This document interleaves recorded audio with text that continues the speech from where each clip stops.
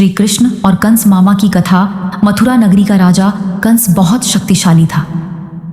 उसकी बहन देवकी का विवाह वसुदेव जी से हुआ।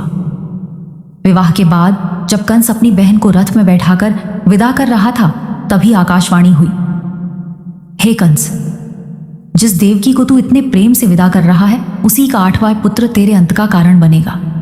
यह सुनते ही कंस क्रोधित हो गया। उसने अपनी तलवार निकाल ली और देवकी को मारने का प्रयास किया।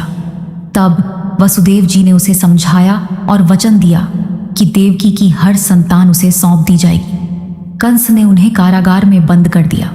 समय बीतता गया। देवकी के 6 पुत्रों को कंस ने जन्म लेते ही मार दिया। 7वें पुत्र बलराम जी भगवान की माया से रोहिणी माता के गर्भ में पहुंच गए। फिर भाद्रपद कृष्ण अष्टमी की आधी रात को भगवान श्री कृष्ण का जन्म हुआ।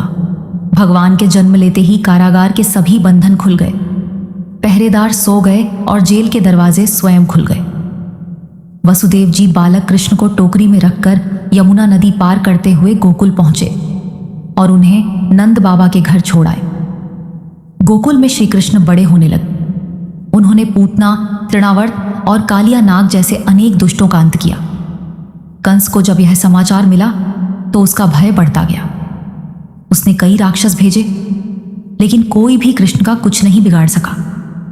अंत में कंस ने कृष्ण और बलराम को मथुरा बुलाने की योजना बनाई। जब दोनों भाई मथुरा पहुंचे तो उन्होंने कंस के विशाल धनुष को तोड़ दिया और उसके पहलवानों चाणूर और मुष्टिक को पराजित कर दिया। इसके बाद श्री कृष्ण सीधे कंस के सिंहासन की ओर बढ़े। कंस भय से कांपने लगा। कृष्ण ने उसे पकड़कर सिंहासन से नीचे गिराया और उसका अंत कर दिया।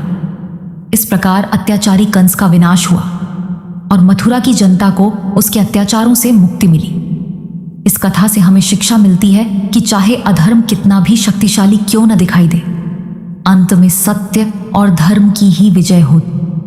भगवान अपने भक्तों की रक्षा के लिए अवश्य आते हैं।